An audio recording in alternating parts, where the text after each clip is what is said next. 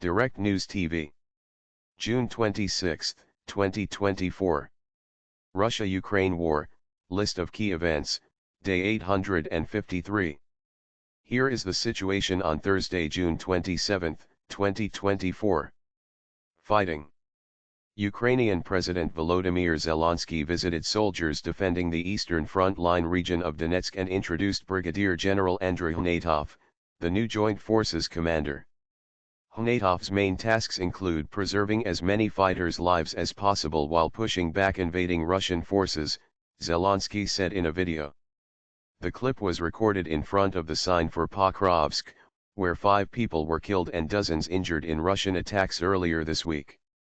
5 Lithuanians were injured when their vehicle came under fire while they were delivering aid to troops in Pokrovsk, officials and team members said. All 5 of us are in hospital, Sigitas Malauskas, one of the Lithuanians told the AFP news agency via Facebook.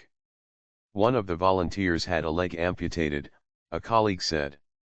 Oleh Syniehubov, governor of the northeastern Kharkiv region, said the situation in the border town of Vovkhansk was volatile amid intense fighting with invading Russian forces.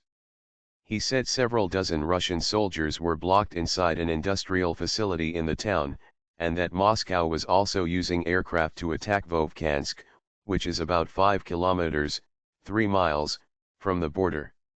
A Russian missile attack struck Ukraine's southern city of Odessa, damaging an administrative building, regional governor Oleh Kuiper said. No casualties were reported. Politics and diplomacy. Wall Street Journal correspondent Evan Gershkovich went on trial behind closed doors in Russia on charges of espionage. Gershkovich, a U.S. national, appeared in a glass-walled dock with his head shaved. He and the Journal have strenuously denied the allegations. The United States has designated the reporter as wrongfully detained. The next hearing will take place on August 13. Russia said it had ordered Carola Schneider, the chief Moscow correspondent for Austrian broadcaster ORF, to leave the country in what it said was a forced retaliatory move after Vienna's decision to revoke the accreditation of state news agency TASS's chief correspondent in Austria.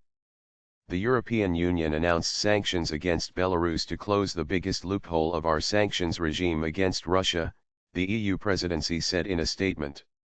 The bloc this week adopted its 14th package of sanctions against Russia over its full-scale invasion of Ukraine.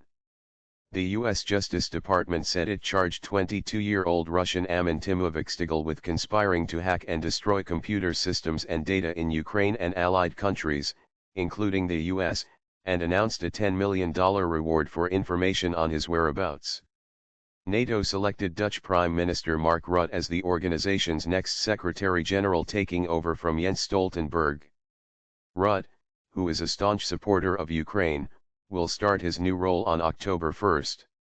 Russian pranksters who use the aliases Vovan and Lexus, released footage of a video call with British Foreign Secretary David Cameron after tricking him into thinking he was speaking to former Ukrainian President Petro Poroshenko.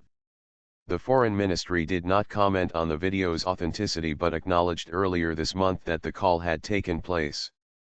Vovan and Lexus are well known inside Russia for having duped a string of Western politicians over the years, including Italian Prime Minister Giorgia Meloni and Turkish President Recep Tayyip Erdogan.